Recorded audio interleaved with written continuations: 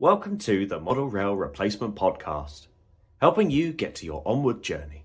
A friendly service that helps you get from A to B, or probably nowhere at all.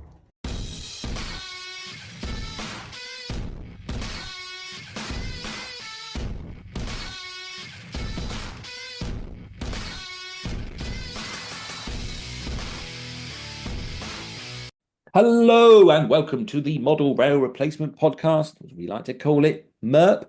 I'm your host, James, and with me is co-host and producer. Sam, hello everyone. Hello, Sam. How are you this week? Yeah, I'm really good. I've had some exams. They were exams, but yeah, they were okay. Working away for a whole week is weird. It's been a long time since I used to work away almost every other week, and now it's a thing of the past since COVID. So it's very weird. How about you? Yeah, I'm not too bad, I suppose. I've just sort of been pottering along, really. A bit more work on the 009. I've got a video to edit to try and get out, and it's awkward, this video, because I bought a microphone in hopes of improving the quality of my video. So someone had commented a while ago that the footage looked quite grainy and some of the stuff I've been filming at exhibitions. I watched it back on the phone. It looks fine. I watched it on my little telly. It looked fine. But you watched it on the bigger telly, and they were right. Yeah, it didn't look particularly great. And I just assumed it was probably the age of the phone I was using for recording, and probably needed to be upgraded. So I've upgraded my phone, so it has a better camera on it. So I had that for the videos. I bought a microphone, so a little lapel microphone, so you could hear me better. And it's awful. It's just, unfortunately it spikes the sound. It makes it very distorted. And you would actually heard this the other week if when we did a little extra news bit where the news had come out after we'd already recorded in regards to some Rapido announcements, and the sound quality was terrible on the podcast. But when both me and you, when we played it back, it sounded fine. But when it reached the podcast, I don't know that again the sound had spiked on it. So I've got about an hour's worth of footage using this microphone that I've now got to voice over and sort of correct to try and save the video. Because annoyingly, when you're building a layout and you record something, you can usually only do these things once. Because once you've cut a hole in the baseboard for your point motors, you can't go back and cut the hole in the baseboard for your point motor. So um, it's just one of those things, I suppose. So yeah, I'm sort of stuck there really with that. But so I got that going on, and then I'm also going to start having a go at this JS Models canal lock as well. So yeah, stuff going on, I suppose. But Nice. all in the name of YouTube. All in the name of YouTube. In terms of hobby this week, I've been very much just wrapping up a few projects. My Mark II Network Southeast coaches are finally finished. They just need a little bit of weathering, and then they will be done. But the hard and arduous part is finished. Yeah, there we go. Very nice. So were these Backman coaches, were they? And Yeah, so these were I bought a bulk lot of Bachmann Mark II A's in BR Green years ago. And the reason I bought them is because they were £20 each. Now, anyone who knows trying to pick up Mark II coaches, even before the Acura Scale ones came out, how difficult it was to pick them up for a decent price because they had inflated because there just wasn't many of them around. So yeah, I picked them up for £20 each. Having the ability to repaint them myself made it a lot easier. So it's just to fill out my Network Southeast coaching stock rakes, really. It will give me two full big rakes of Network Southeast coaches ready for when Royal Oak finally arrives from Acura Scale. And then I've got plenty of Network Southeast locos such as 33s, 47s, and the 37 that I can run with them as well as other locos as well. So yeah, I wanted some, and I also wanted them in the blue that I like. I one thing I've really struggled with is Bachmann's Network Southeast coaches. Depending on what batch of them you buy, they're in a really dark blue. Now, I've spent years saying that I'm not that finicky a modeler, but actually I'm about to say something that makes me sound like a finicky modeler.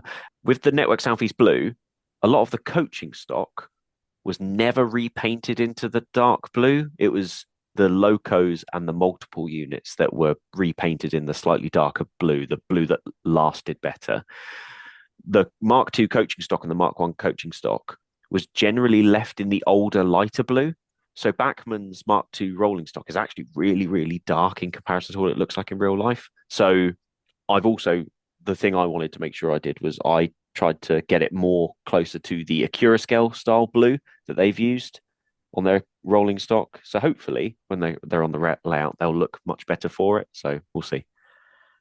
Yeah, that's cool. Yeah, and it can't be long to wait now for that Class 50 because I think I saw Richard at New Junction putting one of the samples on his layout the other week. So they must be close. Yeah, they did give an update. There were a few things that needed fixing, but because Chinese New Year uh, had closed down the country where the factory is, they were sort of holding off on certain bits until it was fixed. So I think if we get it by the end of March, I'll be happy.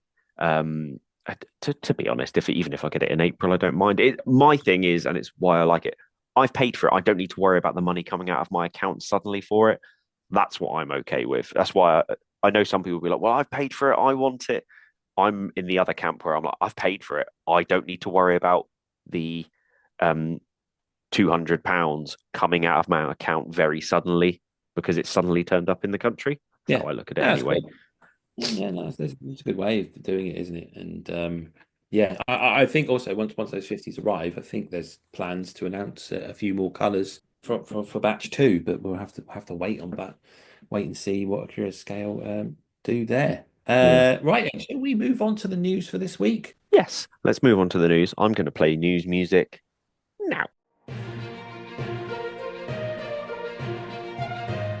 Right then, it's news time for this week, and what do we have? Sam, I think Revolution Trains have got a OO gauge announcement. Is that right? Yes. So, Revolution Trains have announced a brand new hydraulic diesel shunter. Now, the CAD images look fantastic of it. Now, James, what class is this diesel shunter?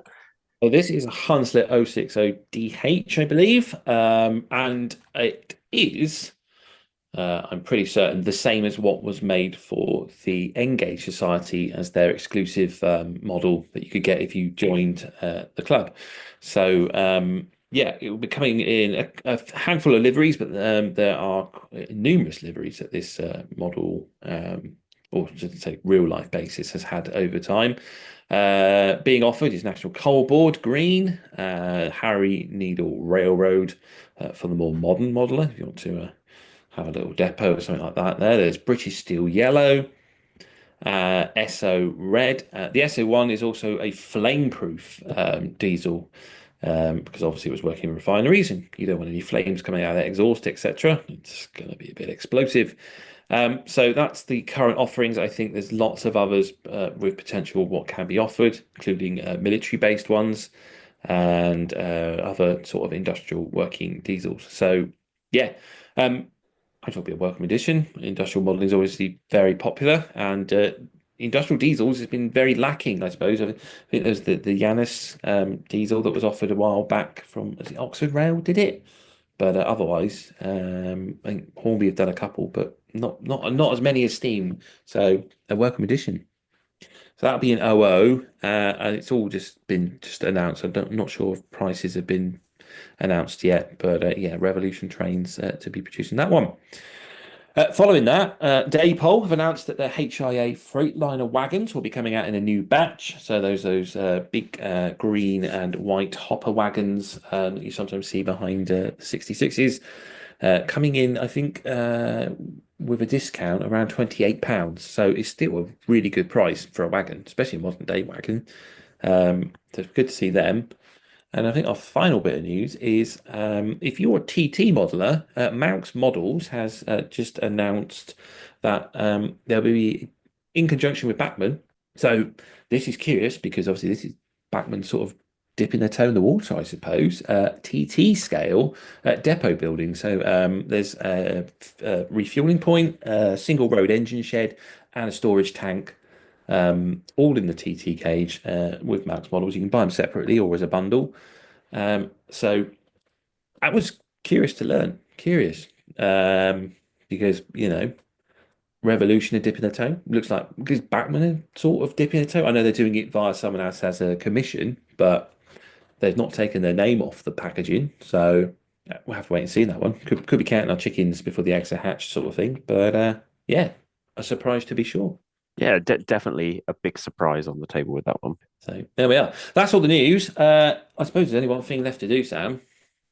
We've got a T-shirt to give out. Who is going to be sporting a lovely Model Rail Replacement Podcast T-shirt? Okay, I've got the random generator up on my screen, and I'm going to cut out any of the audio quiet, so bear with me 1 second. It's all right. I'd just like to point out that the Kiln line said that this T-shirt was unwashed and worn. That is not true. It is a brand new, clean T-shirt. And, also, I don't sweat because I wear Lynx Africa. So there we go. Right then. I'm trying to talk over the generator to, because we all know that dead air is just wrong. So we got anyone yet, Sam? Yeah, but you're not going to believe it. Is it Tom from Buggles, Kelly? Danny No, from Various Multiple Units? no, Is it my dad? it's not your dad, but it is the guest of this week's show. It's Steve, the British Railroader. It's a fix. It's a fix. Oh, I'm really sorry. Did you record the screen? No. See, now people really are going to think it's a fix. Do you know what? You know what? People can think it's a fix. I don't care. So all the people that we don't ever interact with, but have been very loyal and listening to us, I'm very sorry on your behalf. But obviously, you know what they say. It's not what you know, it's who you know. You don't know what's funny though, from the list of because obviously the biggest problem with competitions like this is people will read part of it but don't do all of it. Most of the people who have fulfilled all of the requirements for this competition. So you had to follow us, you had to follow all 3 accounts, you had to comment down below your size and t-shirt color, and you also had to share the post. Now, the problem being that a lot of people didn't follow all of the criteria for it. 99% of the list of people who followed the criteria for it are all people who we either regularly shout out, regularly talk about, or regularly share their posts. So people are going to say it's a fix anyway. I'm just doing the one for our Patreon as well. So this will be a nice surprise for our Patreons as well. Okay, so there is a chance for Steve to win a second t-shirt because he is one of our Patreons. Bear with me whilst I spin the magical wheel of fix. And the winner is our Patreon, Hilton, who is also best known as Proper Chuffed on YouTube. So a massive congratulations to Hilton on that one. We will sort out getting those t-shirts to you, to our lucky winners. And a massive, massive thank you to anyone who did enter the competition. It does mean a lot to us. We will get those out to you as soon as possible. Doesn't he live in South Africa? He does live in South Africa. It's going to cost you a bit of postage. Yeah, we'll figure it out. I might have to bribe the... Actually, I can't even say that because people are already calling us a fix, let alone without the fact that me saying I'm going to bribe a Royal Mail employee. They've already got enough grief on their hands after the last 10 years or so. No, there is something that's fixed there. Anyway, shall we go talk to our t-shirt winner and see what sort of modelling he likes? Because I heard he likes American things.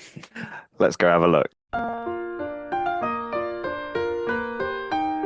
Sir, a delivery has arrived for you. Bring it through, Wilson. This'll be my loco I sent to Emperor's Path. Was it airbrush or oils this time? Both. It's all very affordable. Even for a poorly paid butler like me? Oh, yes. Just remember, Emperor's Path Weathering. Contact Sam at Emperor's Path via email at emperorspathcontact@gmail.com or Instagram at emperors_path. If it's not filthy, let's fix that. Look at that. Right then, this week we are talking to a man who likes American things. Steve, the British Railroader. Welcome to the podcast. Hello, James. Nice to be here. Hi, Sam. I can see you. Nice to see you as well in the background somewhere in the ether. He's here somewhere doing all the work, allegedly. Here, I've here never in. actually seen him do this work. He claims to. Yeah, well, there's always one who claims to, isn't there? And there's Oh, always one that exactly. does. So we know who that is.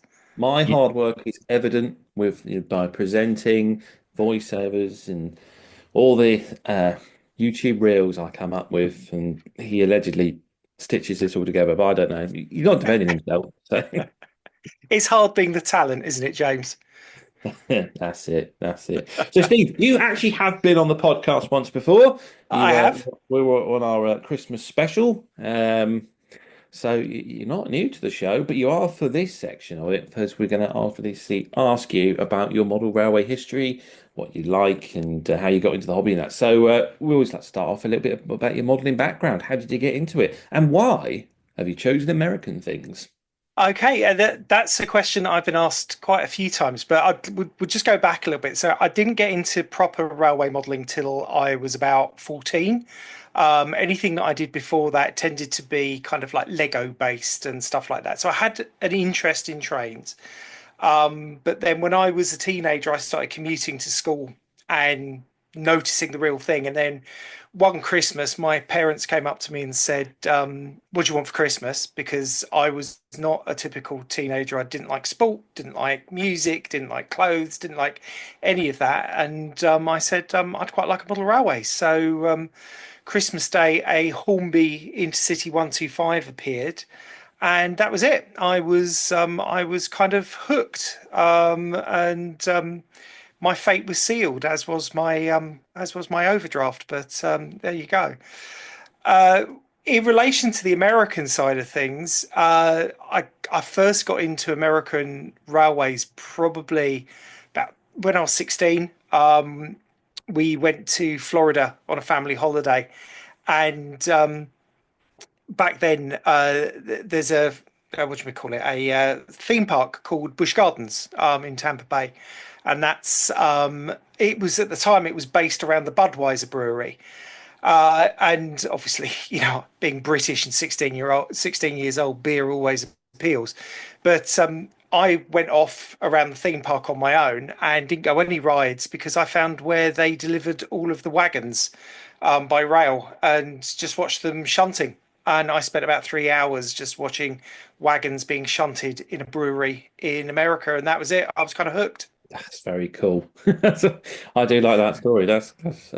I blame my American model railway habit on Budweiser, and not necessarily in the good way. So it could be a drink problem. Is that what we're saying?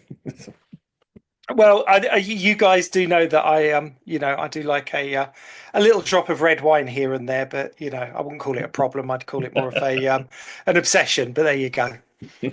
That's cool. So, no rides that day at all. No roller coasters. No nothing. Just watching some shunting. I did go on a couple of rides, but I found where it was literally just these big set of double gates, and I think they left them open on purpose because they saw this very nerdy 16-year-old just standing there with his jaw dropped and whatever. But I would watch them for a while, then it would all die down. So I'd go off and go on a ride and then come back again. And when I met up with my parents about 3 hours later, sort of my mum and my dad and my sisters were all going, "Oh, we've done this, we've done that." And then mum's like, "What did you do?" And I'm like, "I've been watching trains. It's been heaven." And it was just like, I think my parents very quickly realized that, that if that's what I got out of it, that's what I got out of it. Yeah, that's fair enough. That sounds great. I think sounds like it's a good day out to me. Probably lots of people listening. Yeah. People that aren't listening, probably not so much to them, but they're not our audience, so we don't care. Yeah. Cool. So, yeah, you call yourself the British Railroader because you obviously model American things, as we've said, but you've also recently ventured into TT. Yeah, I kind of so even though I've been into American stuff for Christ, almost 40 years now. I've obviously modelled British stuff here and there. I mean, before my current American layout, my last layout was set in East London.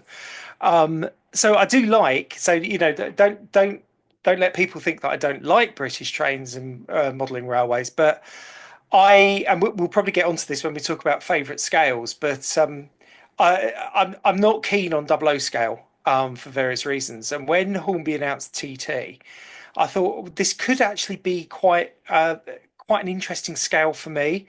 And also, there's a little part of me. I can remember when I first got into model railways, and you hear these old people talking about, oh yes, there was this 3 mm TT scale back in the 60s. It was wonderful, better than N gauge and all that kind of thing. And I was thinking, God, that would be lovely. And of course, when Hornby then brought it out, I'm thinking, there's a possibility here. It's big enough that you can get the detail on it, but it's small enough that you can fit it. You can fit a lot more into a smaller space. So I'm quite interested by it. Yeah, it's always a scale that interested me as well. Yeah. I think it was just right. I think that just obviously the dominance of OO just probably killed it off, which is unfortunate because if I could, if there was a bigger range and I could start again, I probably would choose TT. I,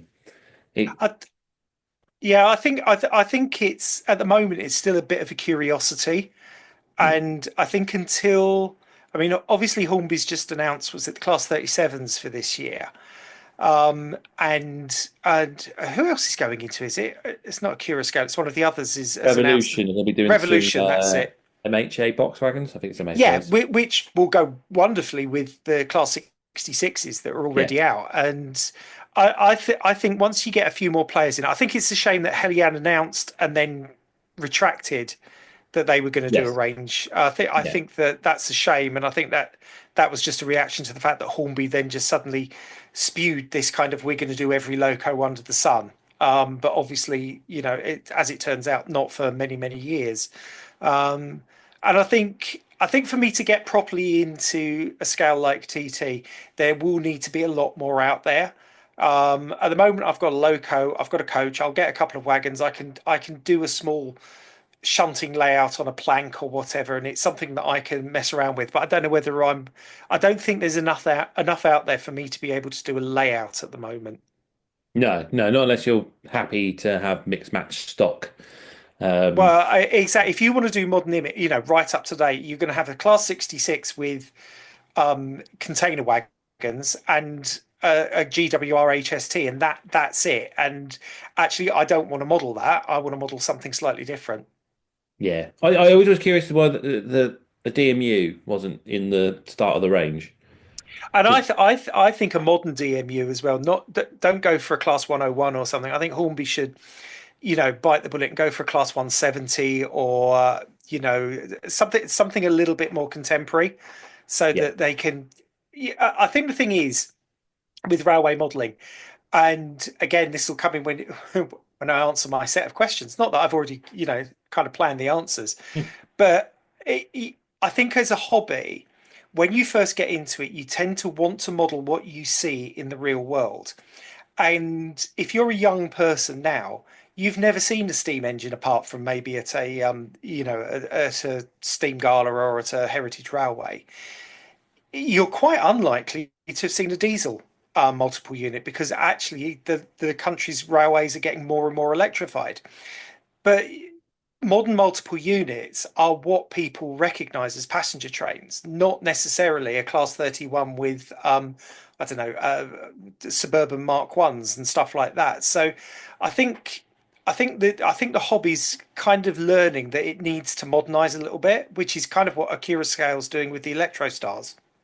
Yes, yeah. I think Hornby have started to do that. And it's something me and Sam discussed in regards to their announcements to the railroad range actually having the IET at a more affordable price. Yeah. Suggests, hang on, and we want the younger market, and we've got to make it more appealing and more affordable to them. So maybe there is an evolution happening there. So that's your background in railway modelling. We've just dived a little bit into it there. I suppose we'll just go into those questions then that you keep mentioning, and starting with the first: are you a steam, diesel, or electric fan? I am probably going to confuse everybody by saying that I am an electric fan at heart. Yep, that's thrown us all. I think a lot of people would have thought I would have said diesel given the American influence, and diesel is a very close second. don't get me wrong, and the layout that I've got is diesel based, etc., etc. But I think my first love is electric trains, and especially electric multiple units. And to Sam's disgust, it's going to be overhead electric multiple units because that's where I grew up. My part of the world, it's all been 25 kilovolt overhead EMUs. I mean, where I live in Essex, in Southend, we've got two railway lines. Both of them are electrified, and over the years, we've had virtually every EMU under the sun that British Rail produced, running on it at some point. So, and growing up as well, I think my first experience of trains, my very first experience of trains, living in the east of London when I was a kid, was the London Underground. So of course they're all EMUs, and I even with my American modelling, so my layout is set in Brooklyn, on a freight only branch, which exists in real life, even though the yard that I'm building is completely fictional. But the line comes off of the Long Island Railroad main line, and I think it's 95% of their lines are electrified. Admittedly, they're electrified third rail, so Sam will be pleased about that bit at least. But it's EMUs, and I just love EMUs. I'm just a bit of a real weirdo when it comes to my love of trains. That's fair enough. That's it was a bit of a surprising. Yeah, I was. I thought it'd be diesel, but yeah, overhead electric. Not even the Yeah, not even the stabilizer railway. stabilizer. Oh no, that's canon now. It's all right, Sam. Don't worry. It's about time somebody got your back up for some of the really rude things you said about many railways on this show. And criticizing the prototype Deltic for looking too American. Yeah, we've caused enough controversy this week by renaming the map. That's your favourite type of train, an electric train, and one on the chalkboard for that, and overheads at that. Favourite scale then? And you mentioned this. You were going to say your favourite scale. You don't like double O. So, So yeah, I have a medically recognised condition called double O phobia, which is where I look head on to a double O train and think that, hang on a minute, that's narrow gauge. And so my favourite scale is HO scale. So forget about what I said about TT earlier, because whilst TT is interesting, it's not quite there enough yet. But what I like about HO scale is it's the correct scale to gauge ratio. That you don't need to kind of make excuses for it. It's big enough for me to use, and of course there's so much available. And we talk about repetition within the UK market in double O, sort of like, how many class 60s does, one person need from various manufacturers. But if you go over to the States and you look at a basic loco like an SD40-2, which is what the class 59 is based on, there's probably about 30 manufacturers that have made it over the years, going from the really basic right up to the super detailed with all bells and whistles. So I like HO scale because it doesn't disturb me in the same way that double O does, which probably says more about me than it does about double O as a scale. I think it's worth mentioning. We do this generally when we have someone who does YouTube videos come on, where we give them a little bit of shout. But you did do a really good video recently comparing the HO scale and the double O scale, and you Yeah. put the TT scale in there. And I think it was a really, really good video. And I think you used something that was the perfect candidate for it, because you have a HO version of the class 66, you have the double O version, and it was a really good comparison that I have to say it's my best. It's my most successful video today. I mean, my videos, if I get 1,000 views, I'm really, really lucky. And this thing's had almost 50,000 views in the last 3 or 4 weeks. So it's, thanks to that. And who knew it was going to be so popular? And I did it because I've had so many questions from American viewers asking me, well, what is this double O? Why don't you have HO in the UK? And I think you're right. I mean, part of the reason why I've got a double O class 66 is I bought it especially to make this video, so that I could physically put it up against the HO scale one that I've got, which is I think it's a Mahano model. And just to show how different in size they are. And also, when you put an HO scale model class 66, which we think is quite big, next to a small American loco, and you suddenly realize how tall and wide American locos are in real life. Yeah, it's I've had the old Hornby Jouffe HO Oh, Euro.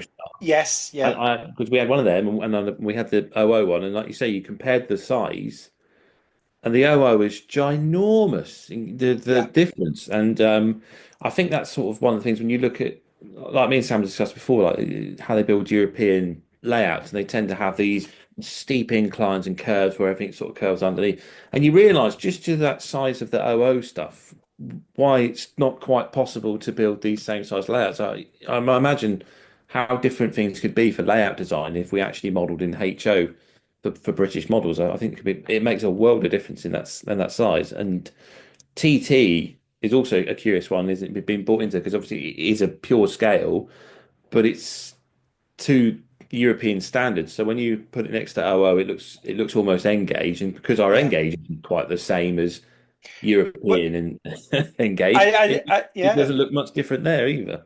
no, and I think that's the problem is that we've kind of evolved in that all of our mainstream stuff, whether it be N-gauge, double O, and I think, don't quote me on this one, but I think O-gauge as well isn't quite the right scale to gauge ratio. I could be wrong on that one because that's just too big for me. I haven't got enough room for that. Um, but it all goes back to that idea that back when double O scale or when HO scale first came out, because double O predates HO slightly, um, that I mean, the story goes that old Frank Hornby said, "Well, I can't buy motors small enough to fit into British HO models back in the 1930s Hmm. because they didn't exist." So he kept double O. Whether you believe that story or not, because don't get me wrong, I had a few comments saying, "No, that's not right. It's not quite what happened." But anyway, that's the story that I keep hearing. But we had opportunities where we could have moved to HO scale. And if you go to the sort of like 60s and 70s, where you've got people like Lima, Juef, Trix, and whatever, they tried bringing HO scale models into the British market. But because Double O was so entrenched with Hornby Double O and Rovex and all of them, that it just never caught on, and it's a shame because we did have that opportunity. We could have wholesale just moved over to HO, and then we would have been the same as the rest of the world. We can't be doing that though, can we?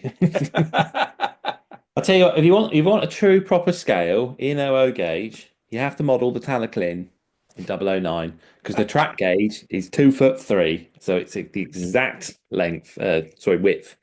So that's the true perfect scale if you want to model in 00. So there is hope for you there to bring you over to.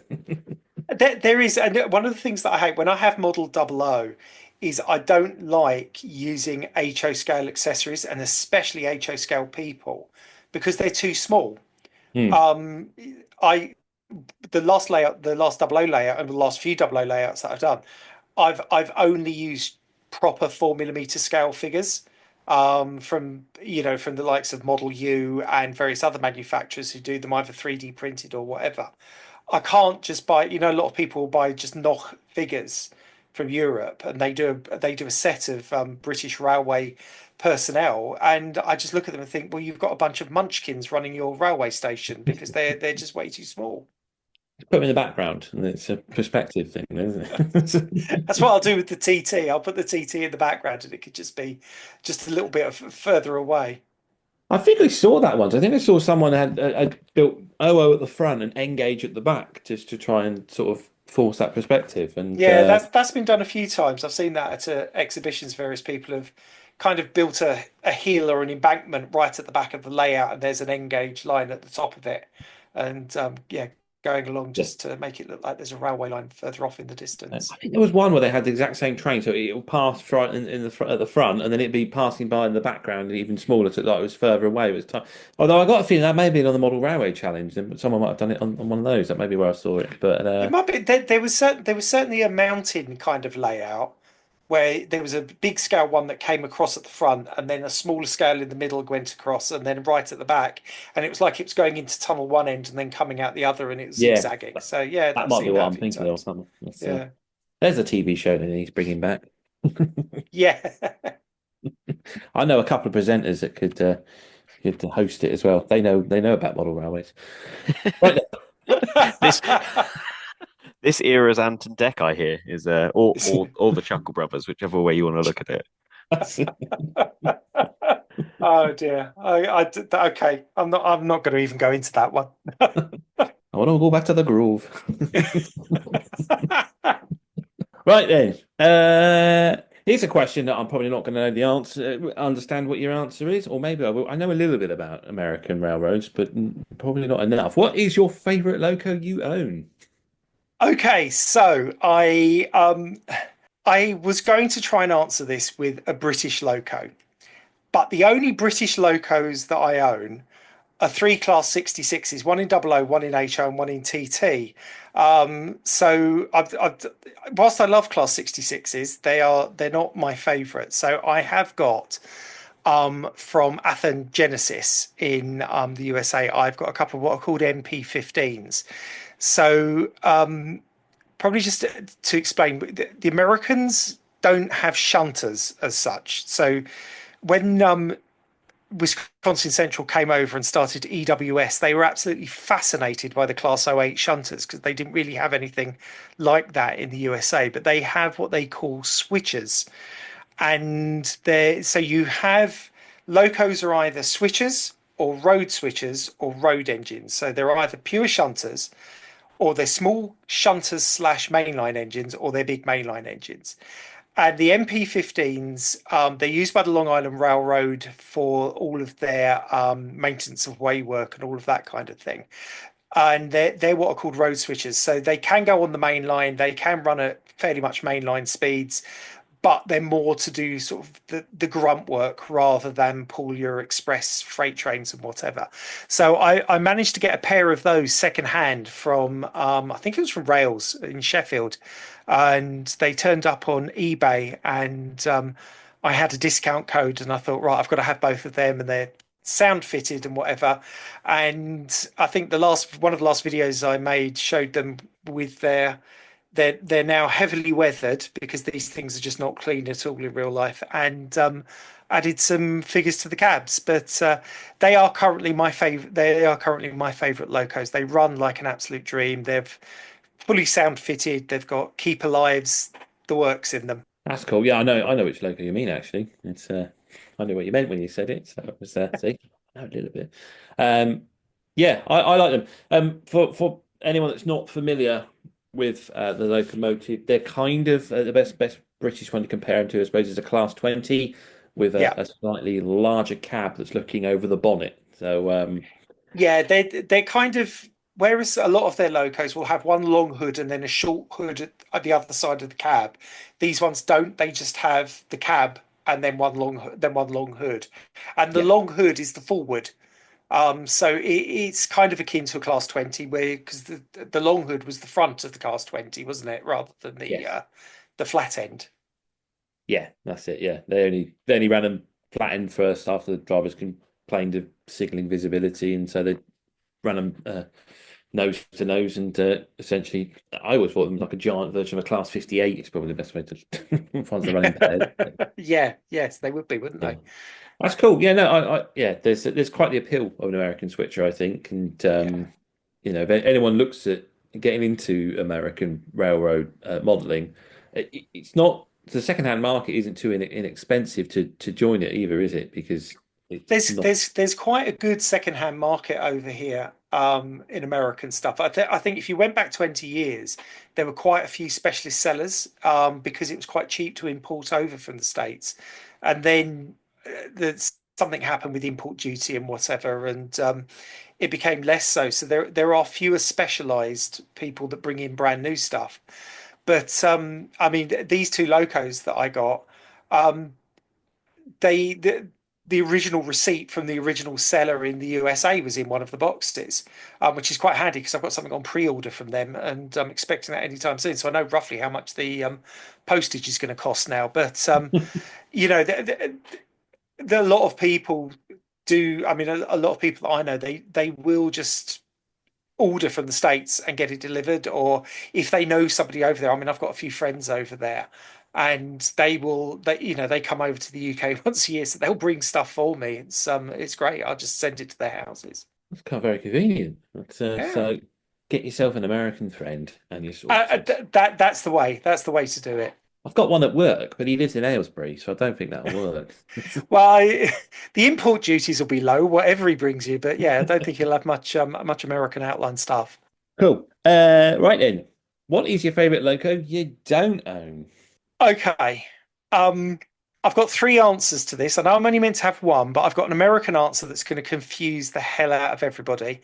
And then I have got a British answer of one that's available and a British answer of one that I would dearly, dearly love.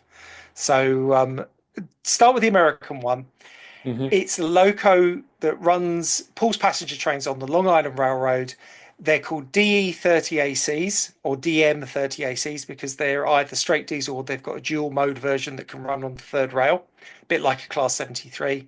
They're ugly looking things, but they've been running passenger trains on the Long Island Railroad for about 25, 30 years. And I would love one of those. That's the American answer done and out of the way. The British answer, and I think Sam's going to be really happy about this, it's the Class 73.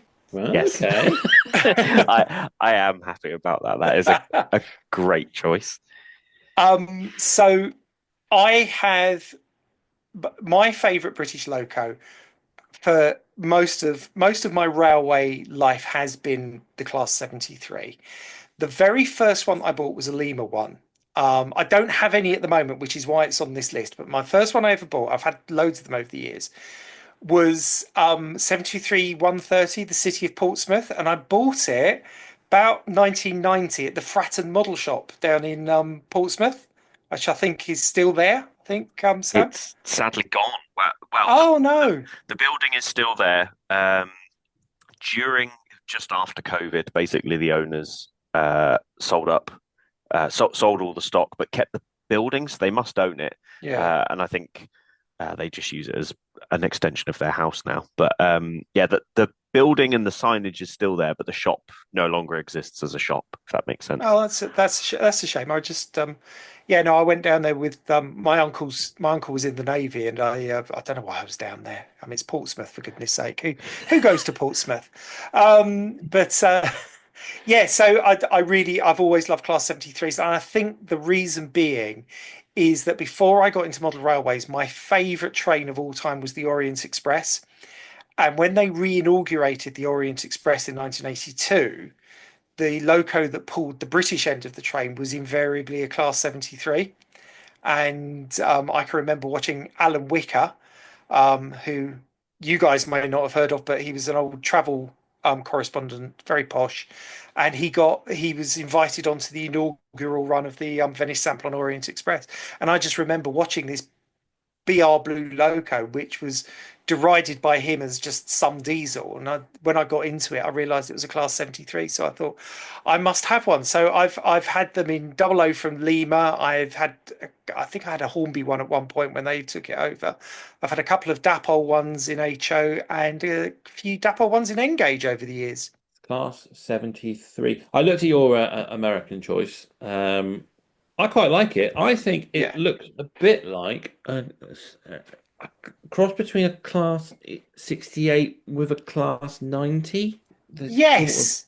Yes, it's like the love child of a Class 68 and a Class 90. It does have that kind of yeah. If you chop one end off of a Class 90 and gave it a corrugated body, it would be quite like that. Yeah, But, I'm having yes. flashbacks of our episode with Mitch when we did the Australian, where we're trying to explain what locos have to have a child in order for the Yes. loco that you're talking about exists. But it's the best way in an audio podcast of how to the best way we can do it that means that the people at home understand, but it's such an interesting way of doing it. And I think I did a lot of the comparisons in Mitch's episode, so it's nice hearing James's versions in this episode. Yes, yes, we have the unusual love children. That's the thing about when you model, a prototype that's not British, and you're talking to British railway modelers about the locos and whatever. It's trying to describe them and trying to say, well, it's a bit like this, but if you put this bit on that and then did this, it's kind of. I did say at the beginning that very cheekily, I've got three choices for favorite locos that I don't own, and this one has been kind of brought on um, just by the fact that an Electrostar has just been announced. Because obviously, being a big lover of EMUs and overhead EMUs, I've now got fingers crossed very, very tightly that a Curascale, and I did get that right, it is a Curascale that's doing them, isn't it? Mhm. Is going to expand the range because obviously the Electrostars are a family of EMUs and do the London Overground Class 378 Capital Stars, which are based on the Electrostar body shells. If I don't want to commit too much to this, but if a Curascale do that, then there is a high probability I might move back to double O model railways. You mean that might cure your disease? Yeah, I wouldn't say cure my disease, but it would scratch an itch. It would certainly scratch an itch. So therefore, it's on a Kira scale to save you from this medical condition. There's a lot riding on Yes, them now. Akira Scale. If you're listening, and I hope you are, that you will sell at least one 5 car Class 378 Capital Star.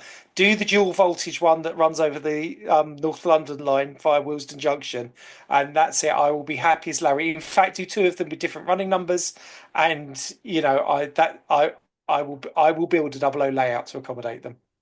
I think they've hit the nail on the head with that Electro Star announcement. Because even my brother, who has no model railway, has gone and ordered one because he used to drive 377s on Thameslink. So he was like immediately. I think he may even bought one that he was possibly one of his first that he drove. So he was straight Yeah, straight on that. So I yeah, they're think it getting goes all back. weight up. Yeah, I think it Sorry. goes back though to what I was saying earlier about the fact that in the hobby we tend to go with what we tend to want to model what we know, and Hmm. actually the EMUs are a big part of what we know these days. So I think it'll do quite. I think it'll do quite well. Do you know what? I think that's why I've always been quite lost in the world of model railways because I obviously like model railways, but what I saw when I was growing up was 319s and 319s in OO gauge, apart from the I think it's Bracknell models, which are a little bit more pricey. Um, there was never anything out there, so I've sort of been wondering, trying to find that interest Yeah, to keep me. I had the same problem in that we my line, the Liverpool Street line, electric, converted over to the Class 321s quite early on, Hmm. and were the staple on the line for sort of like there's only been a couple of years since they've gone. And again, a Class 321, I would love one. It would, because it is what I know and what I used to ride on when I was a teenager. Yeah, well, you never know. You never know. The world of electric EMUs could have just opened up. But, we shall have to see on that. What is your favorite project you've undertaken so far? I think it is my current layout. So my current layout is called Brooklyn Park. It is a fictionalized industrial park on what's called the Bay Ridge branch of the Long Island Railroad. So it's set in Brooklyn. What I've tried to do is make it look as much like the actual area as possible. And I think what's really done it for me, and one of the reasons why that I this has been my favorite project so far is because I actually properly planned it. I actually properly did some research. So even though it's a fictional place, it's kind of it's set in a very realistic situation. So much so that I mean, I've had people comment on my videos that live in that area of Brooklyn and said, "You've got this just right." I think the one thing that people keep coming back to me is that I haven't added enough rubbish on there yet. It should be dirtier, if for it to be realistic. So I'm working on that. I thought I might just not dust it for about 2 years, and that might just build up enough crud that it'll look realistic. But I think I need to perfect some techniques on how to add rubbish to the layout. I was going to say, the dust method might cause a few running issues. If, That's yeah. what keeper lives are for. That's what keeper lives are for. Will a keep alive work with 2 years of dust on the rails? I don't know. They manage with my very poor track cleaning, so they're a little bit of a wonder. But yeah, I'm not. Yeah, maybe a couple of years of dust might be taking it too far. Awesome, excellent. I mean, that's quite the achievement, isn't it? For when someone lives in the area and says that looks like where I live.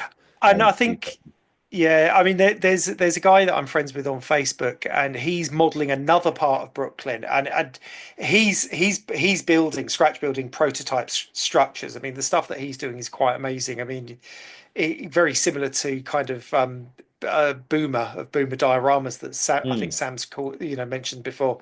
But I just think that, yeah, when people come back to you, and the thing is I've had people joke at me saying, "Oh, look, it's Waltherstown," because most of my building kits are Walther's kits that I've either built straight from the box or I've kit bashed them or whatever.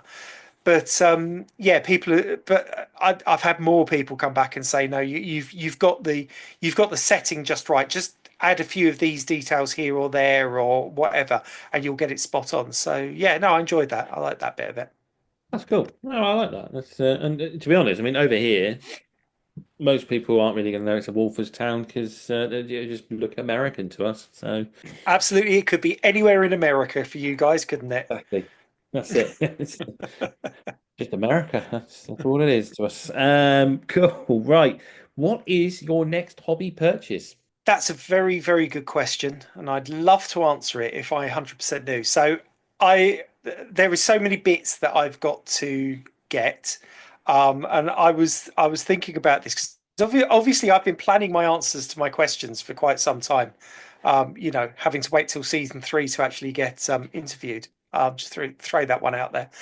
But I've had things on pre-order, which I pre-ordered back when you guys started, and I've got them already, so I can't even say, "Oh yes, I've got this on pre-order and it's coming." I have got some buildings which I've got a friend of mine who sells model railway stuff. He gets bits in from Walthers occasionally, and he's got some buildings waiting for me, which I kind of desperately need because the centre section of my layout hasn't got much scenery. It's all at one end or the other, but not right in the middle. So, and I've kind of been waiting for the right buildings to come along. So that's probably my next actual purchase. But I have got into the world of pre-ordering. And I know that Sam's pre-ordered his Electrostar. I've pre-ordered a multiple unit, Long Island Railroad electric multiple unit that Rapido have just announced. Which luckily because Rapido obviously sell over here, I can get it. I don't have to go to America for it. I can get it through sort of outlets here. So I pre-ordered it through. I think I pre-ordered it through Rails. So that'll be coming hopefully in about a year's time. So plenty of time to save up and pay for it. Yeah, very nice. Yeah. I do like the look of the American Rapido models. It was having seen some of their stuff a few years ago when they first announced they were kind of sort of coming to the British market. You knew that good things were coming. So, I've been very impressed by Rapido's. I mean, I've got a couple of Rapido's American bits anyway. But with some of the stuff that they announced, and they did the London Underground Metropolitan Railway tank loco, and I almost bought one of those because when London Underground had their 150th anniversary special, they did steam runs through the tunnels using Met Number 1, which is their preserved one. And a friend of mine got me tickets to go on that, which was amazing. And when I saw the model is so good. And Rapido's attention to detail is so fine that I almost crumbled then as well. So I did almost crumble and buy one then, but I didn't because my head was turned by something a bit more bulky and American. Damn, almost got you. Almost. It's those big brassy Americans. You got to love them. No, I don't want the charm of a lovely underground locomotive. No, I don't know. So, they'll get you. They'll get you eventually. They've got such They a will. wide range of something. I mean, that Jones Goods. I mean, how can no one? Well, I think the other anyone one, is- yeah, the other one that I've been looking at is was it Akira Scala doing the Great Eastern Railway, J whatever they called them, the buck jumpers. 67, 68, 69. Yeah, Yeah, and I because again, Great Eastern Railway is my heritage railway, as it were, from where I live. I did look at that in the Great Eastern Blue and was quite tempted by it, but again, managed to resist. Did manage to it's resist. nice. Yeah, I like their exclusive the Liverpool Street Pilot in BR Great Yeah, Eastern. yeah, That's a very that was the other one that I looked at. I did look at that's a that very one as attractive well. looking logo. I haven't looked recently; it's probably sold out. But well, I wouldn't be surprised if it's sold out because it does look lovely. We're not here to talk about what I want to buy. We're here about talk about you what you want to buy, and you've told us what you're going to buy. Well, there you go. So, what is your favourite part of the hobby? I don't know is the answer. I could absolutely tell you which bits of the hobby I don't like because I don't like ballasting and I don't like having to get underneath the baseboards and try and wire things up and that kind of thing. Um, but I think the thing is for me, the hobby is wider than just the modeling aspect of it because I do the YouTube and I make the videos and I do the kind of shows you how stuff. I really enjoy that side of it. I quite enjoy being able to show people how to do things. And and then getting the feedback where people say, "Oh, thank you, that's really helped me," or occasionally somebody saying to me, "You don't want to do it like this, you want to do it like that." But I quite enjoy that side of it. I quite enjoy the whole. I'm not very good at being in a club. I have tried joining model railway clubs, and I'm whilst I'm quite a gregarious, friendly person, I really don't want to be in a club with other people because I'm also a bit of a miserable old person. Um, but I do enjoy that kind of social side of it. And I think the whole social media side of the hobby really, really appeals to me. Yeah, I think that's one of the emerging things coming out of the hobby in the last few years. And I tell you what, how it became apparent to me was the other day, my boy was in here playing trains. He wanted the camera. He wanted to film everything running around. And I said to my wife later on, I said, well, when I was a kid, I said, I still got these memories of coming home and going up into the loft and playing my dad's trains. And I can still remember pairing up a couple of Ivet tanks and putting them on a freight and running around and being really excited about it. I said, but I never imagined that, he's doing exactly what I do, except he's expanding it to the point that his enjoyment is actually filming the trains going round. And a new thing, Yeah. isn't it? And I think the thing and I think one of you guys said it in one of the previous episodes that once upon a time, our hobby could be quite a solitary hobby because, unless you were a member of a club, you tended to do it on your own at home. It was predominantly men that did it. So, the wives did, this sounds terrible, the wives weren't interested, but it wasn't something that women really got into. Unless, I mean, you say that, I know a lot of older hobbyists whose wives really like the scenery side of things and whatever. So at most it was you and your significant other at home doing the modeling, but you didn't share it wider than that. Occasionally someone would come around to the house and you take them up to your layout and show them that, and 5 minutes later they'd be bored stiff of you talking about your R186 signal box and that kind of thing. But I think now there are more opportunities to share things, and it was during COVID. So before COVID, I used to go on Facebook and Instagram and whatever, but I was a bit of a Luddite when it came to how to use it. And it was during COVID when you couldn't go out and you couldn't talk to people that I started joining groups and started talking to people. And I think that's the important part. And that's the bit that I really enjoy is actually being able to talk to people, but with the caveat I don't have to do it face to face. Yeah, I think of of all the horrors from COVID, and one of the things that did come out of it was the evolution of this hobby, and like you say, the social media aspect of it. A lot of people's channels blew up if they just happened to be putting footage out at the right time. Some of us couldn't do that because we still had to go to work. Not all of us got to sit around all day. Oh, I Yeah. still had to.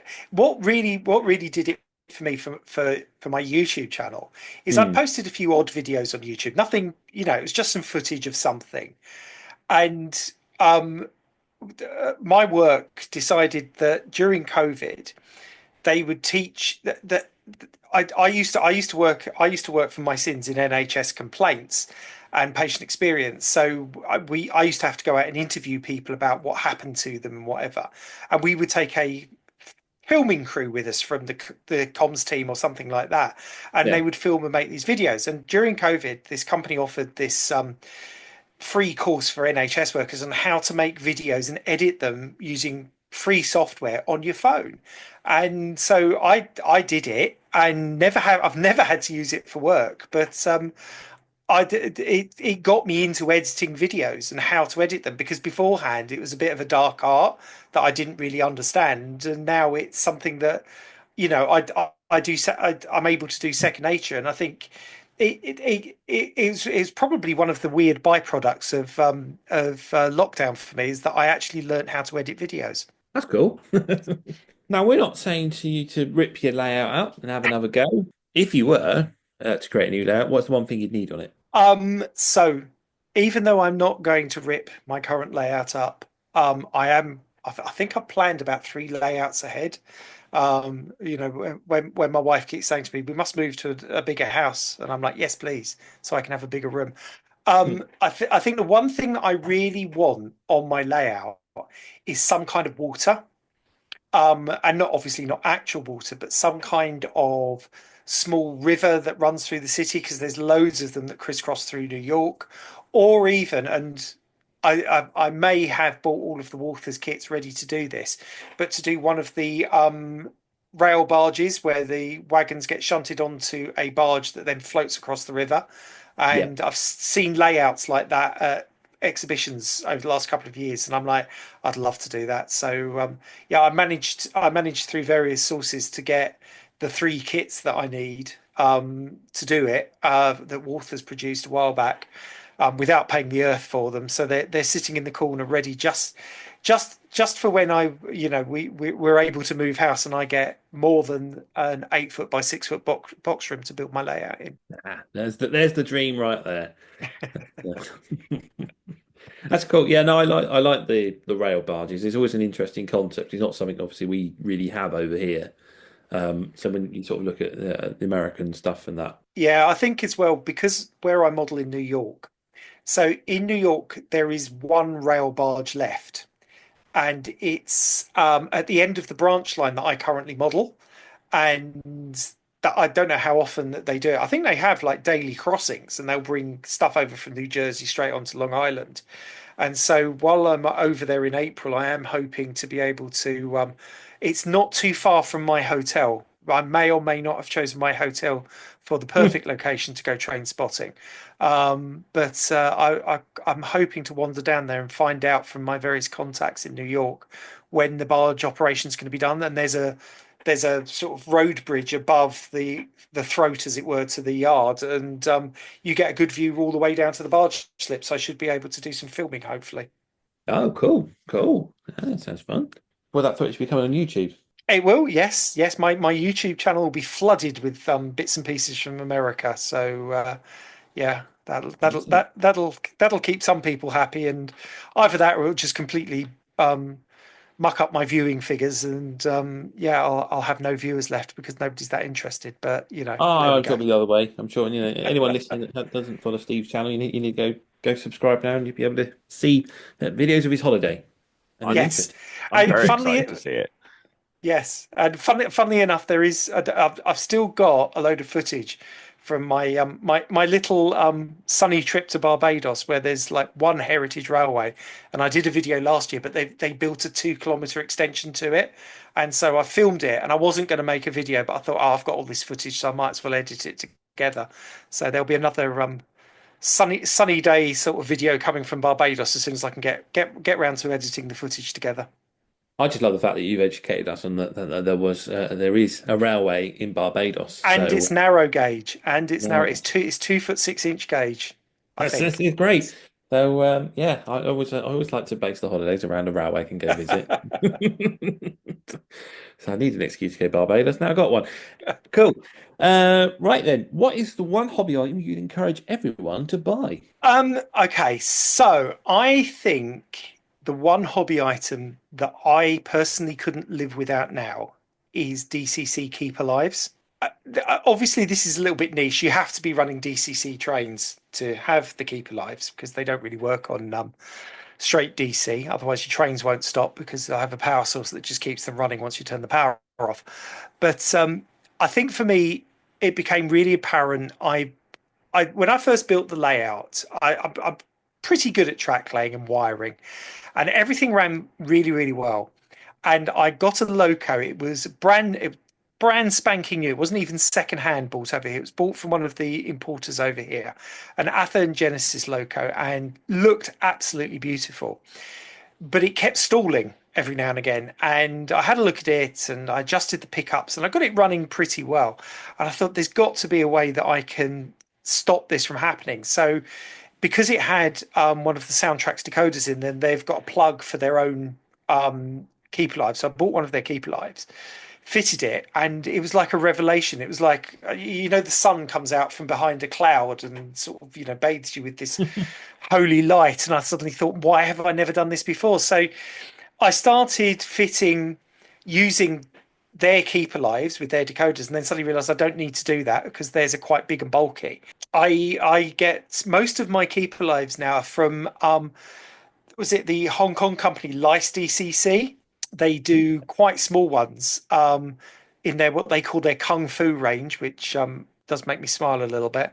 And I think the thing is we were joking about Keeper Lives and will it work over 2 months worth of dust and whatever? But the whole point of a Keeper Live is just to give you enough power just to get over a small dirty piece of track. And people, I've seen reviews of Keeper Lives and people are saying, oh, it only keeps it alive for 2 seconds. And I just want to say to them, how dirty is your track? You only need it for a millisecond. It's just got to get you over a bump, So I've been experimenting with a lot. I'll tell you which ones are quite good. Hornby's ones that they've brought out for their new DCC decoders. They're very, very good and they're very, very small. The only problem is that the wires that come out of them are red and black, whereas the convention is for them to be blue and black. So you know which one's the positive and which one's the ground. So I have been on to, so for your listeners, if you're interested, I have been on to Hornby Technical Services and they have confirmed to me that the red is the positive and the black is the ground. So you should be able to use them on other decoders. But don't quote me on that. If you blow a decoder, blame Hornby, not me.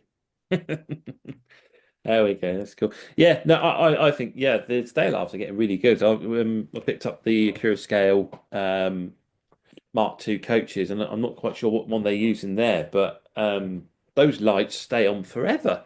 Yeah, it doesn't take much. I got some coaches, and I did a video on how to fit these, where they had some American coaches. They had lights in them, but they flickered so badly, and I just fitted a capacitor into the circuit, in fact I added new lights to it because I didn't like the lights, but I just added a small capacitor, and it doesn't keep the lights on for long. You tip it off the track and you can see the lights dimming almost straight away. Yeah, but that's enough to get it over the worst of any kind of gaps in your track or dirt or whatever. So I think there's a lot in it with the Keeper Lives, and I think they're really, really. If you run DCC, and especially if you run DCC sound, I think you need to have a Keeper Live. Otherwise, you're going to get that hits a bit of dirt, the sound goes off, everything goes off, and it suddenly restarts again, and you're back to square one. Yeah, that's very true. Cool. That's a good shout out there. Right now, are you a man who goes to exhibitions? Do you have a favourite exhibition?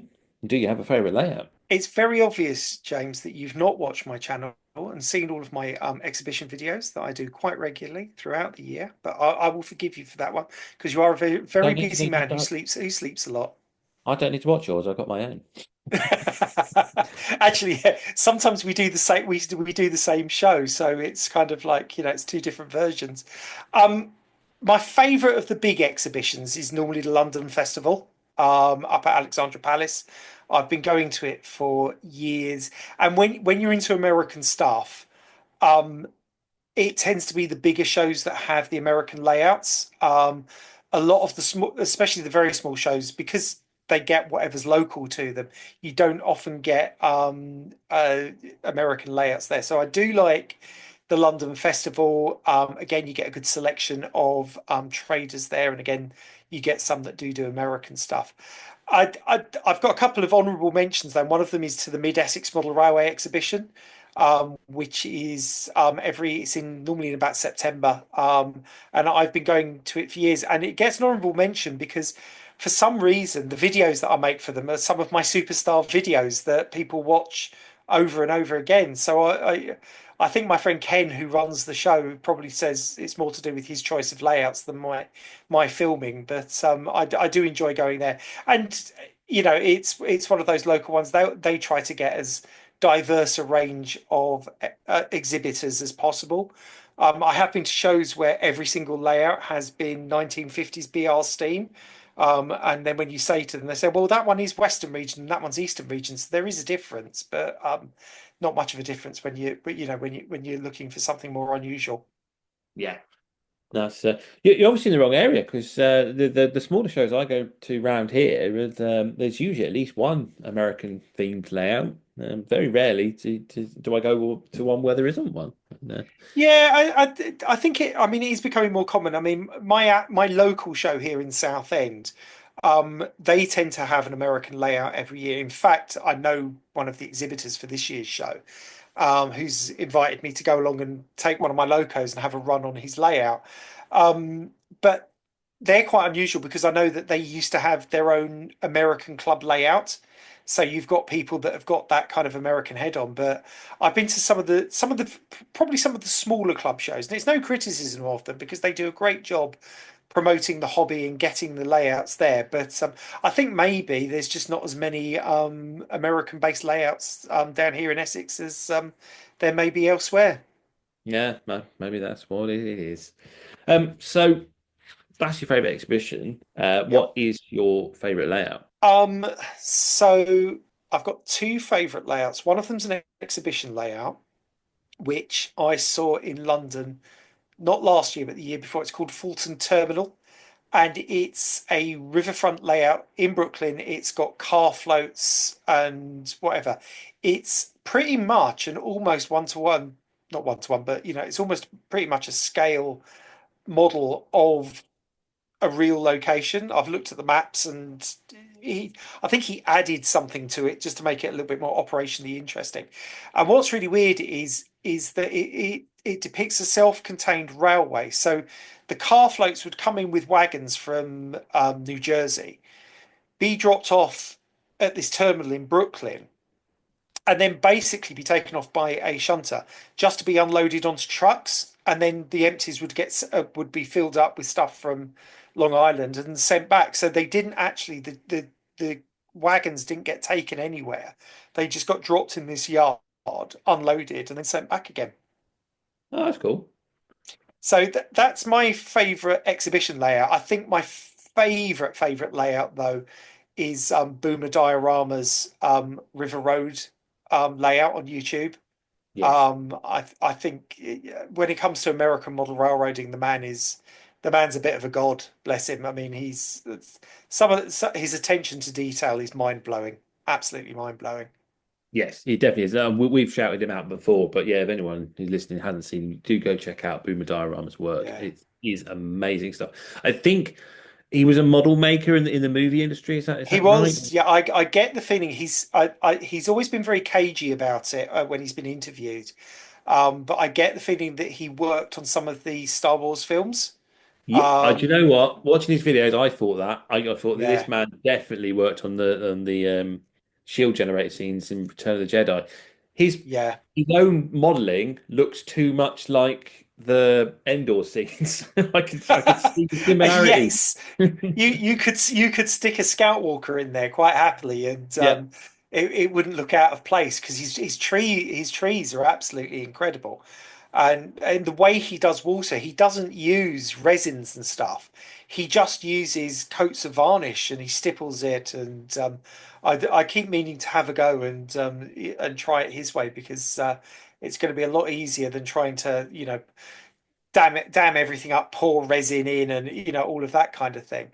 But yeah, and the thing is as well with Boomer is he's a really nice guy because I've reached out to him a couple of times just with questions, and he comes straight back to you, and he's really friendly. And I think that again that goes with that whole wider social media world we were talking about earlier, is the fact that you can connect with people. And there are people. My wife thinks it's quite funny every now and again. I'll run downstairs and say, "Guess what? I've had a message from so and so, who's really famous in American Railway." She hasn't got a clue who I'm talking about, but I'm like, "He liked my video," and I'm like, she's like, "Okay, dear, calm down, calm down." Don't think you understand. He's the Tom Cruise of model Yes. railway. She knows which names are important to me now because I'll say, "Oh, so and so." There's a guy called Lance Mindheim who makes model railroads, and he's written like a dozen books, and I've got his email address, and I'm just like, I can talk to Lance whenever I want to, and she's like, "Okay, all right, fine." That's it. That's when you know you've made it. It is, it is. Well, Steve, it's been a pleasure to have you on the show again. I'd just like to point that out after you complained that you had to wait until season 3. You were on season 2, technically. I was very briefly, fleetingly. I was on season 2. So we'll have none of that. But yeah, it's been an absolute joy to talk to you. Our last question, which we always ask then, is what's your favorite resource? I'm going to say YouTube. Part of it is because how involved I am with YouTube and the kind of stuff that I do. But also for me, when I'm looking for content, I do like that you can go onto YouTube and there will be people that will take you through things step by step, and especially when you don't know how to do things. So it's like with fitting DCC and DCC sound. When I first had a loco fitted with sound, I sent it off, paid quite a lot of money for somebody to fit a decoder and a speaker in there. And then I started. There's a guy on YouTube called Larry Puckett. He's an older American guy, and he used to write a DCC column for Model Railroader magazine, and he does his own videos. And he would take you step by step through how to fit even the whole circuit board type decoders. And it kind of gave me the confidence to do what I want to do. And I don't think I could have got that through things like Instagram or YouTube because, obviously with Instagram, you get short videos, but I like the long form, half hour, sit you down, everything's on screen, and it just takes you through step by step. And I think I've tried to replicate that a little bit with some of my videos, is that if I find something that I think is quite useful, I quite like sharing it with people because not because my way of doing it is the only way of doing it, but sometimes if you don't know, it's a good start if someone says, "This is how I've done it and it's worked for me." Yeah, yeah, that is the beauty of it, isn't it? I found out the other day, or on Valentine's Day actually, YouTube hit 20 years old. Yes, it's almost as old as Sam. Yeah. But yeah, I'm it's not. definitely. I think I'm flattered. I think you're trying to say I'm 21 years old, but I'm not entirely sure. So, Sam, when you're my age, you'll look young. You'll look young to me. Especially when my wife sees photographs of you. I wouldn't. Let's not even go there. But yeah, so yeah, YouTube. Yeah, as I say, yeah, 20 years old, and I mean, I remember it first coming on and watching people's model railway videos on there. It didn't take long for them to come on there, and all those grainy, very poorly shot videos, and mostly just rolling stock and running around layouts, and where we are now. Excuse Yeah, me. I think it's interesting because when you look at it, and when you look at anybody's channels and you look at the stuff they did originally, most of it is just that, there's no narration, nobody's edited anything. They've just taken some footage and they've plonked it onto YouTube. And when you get into it, then you learn, like I did, you learn how to edit, you learn some of the skills that you need to be able to promote your channel. And we're now getting channels that are really quite professional, but they're still done by amateurs. They're still done by people who are just doing it because they love sharing what they do with people. Yeah, that's it. Yeah, it's the new TV, isn't it? And Yeah. the best thing about it is there's always a subject that you're interested in that someone's going to make a show about that you can watch. So, Yeah, and I think when it's like when I go onto YouTube, majority of the channels that I subscribe to are railway related channels, whether it be real railways or model railways. But then I've got a bit of sci-fi in there because I'm a big Star Trek fan and a Star Wars fan. I've got some cookery channels in there because I like cooking. And I think that's the thing with YouTube. You can find fairly much what you want. And it allows you to curate your own TV. So, when my wife's on whatever channel watching 90 Day Fiance, I can come upstairs, put my telly on, and I can watch whatever I want on YouTube, which is always preferable to 90 Day Fiance. hell yes. I think something that you said just now that's quite interesting is and it goes to show that the varying levels of different styles of YouTube channels out there.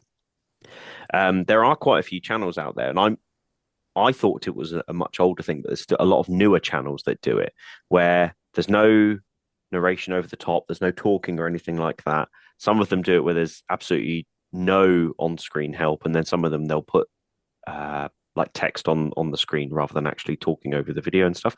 I think that's not my cup of tea, but that's not necessarily that doesn't mean that content is bad. And I think that's one of the best things about YouTube. And I think it's why we talk about it a lot and why James and I do our shout outs and stuff like that, because it's open to interpretation on what is good.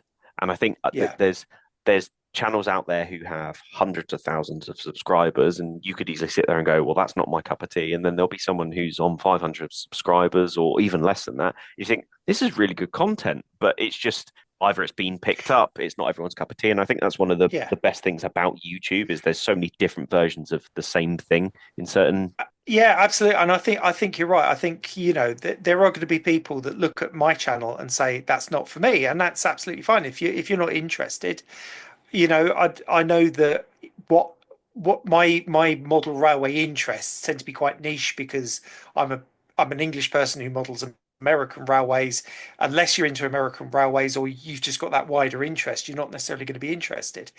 And I think, and again, I can remember when I first did my videos, a very good friend of mine who owns a model railway shop has known me for years, and he said that those first few videos when you're talking to camera, he said you were so stiff and it wasn't you talking, whereas now he says your sense of humor comes through, the who you are is actually now becoming an important part of your videos. And I think some people are quite good at that from an early stage. I think both of you guys have mentioned Dillington Model Railways on YouTube, a young guy called Dylan. And his granddad contacted me because apparently I'm one of his favorite YouTubers. And I thought, well, I'm really pleased about that. But he started off doing these kind of like time lapse videos or stop motion, videos where he would have the trains running and then do stop motion.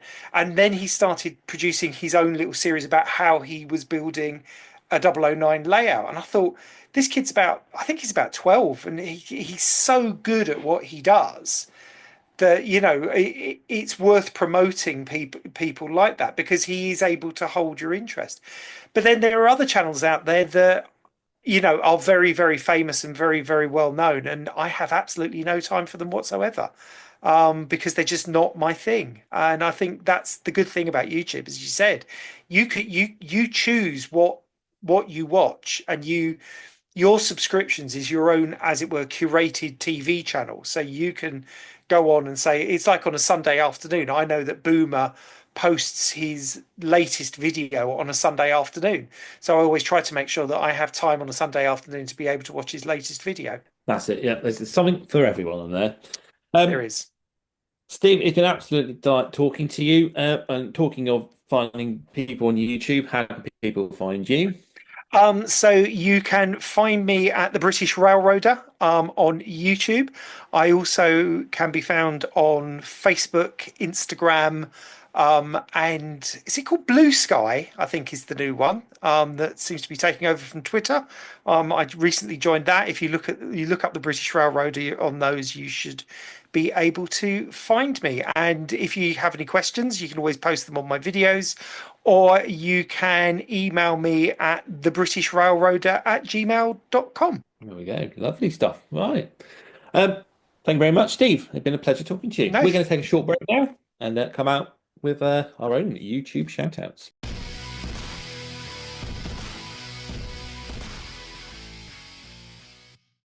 Hello there, dear listener. We thought we'd just take a moment to talk to you about our Patreon. For the last few weeks, Sam has been putting out an advert impersonating David Attenborough, trying to entice you to give us your money. And you were right not to do it. But now we ask you from the bottom of our hearts to follow us on Patreon. If you do want to support us in what we do, and you believe that what we do is good enough that you want a part of your money, you can find us on Patreon, and you can start donating for as little as $1 a month.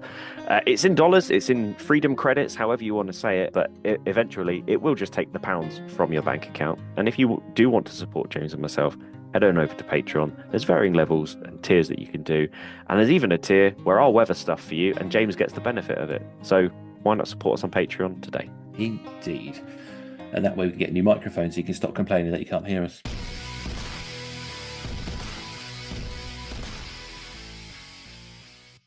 Well, I hope you enjoyed our conversation with Steve. And I'm sure you can tell he's very lovely to talk to. A real pleasure. And as he mentioned, he goes to these model railway shows. So if you do see Steve, go say hello to him. But the only way you're going to recognise him is you're going to have to watch him on his YouTube channel. So go subscribe there, watch his videos, and then go say hello to him if you see him at the shows. Right then, Sam, talking of YouTube, you got anyone to shout out this week? Yeah, are you doing the exhibition diary first, or do you want to do shout outs first? Let's flip things around. Let's shout out YouTube and then do the diary. So my shout out for this week, and bear with me whilst I try and say this out loud, is Farkham. Farkham. Excuse me. Farkham. I'm deliberately trying to not say how it is pronounced so that we don't suddenly get bleeped out or become an explicit podcast. Farkham. It is Farkham. Fantastic. My kind of era model railway layout.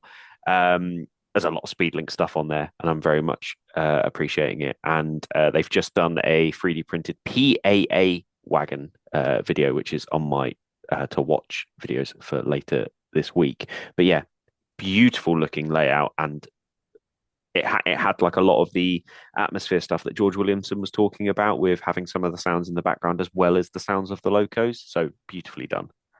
Yeah, it's great stuff. And if the owner of Farkham is listening, I haven't forgotten about you. I will get in contact because we would love to have you on the show.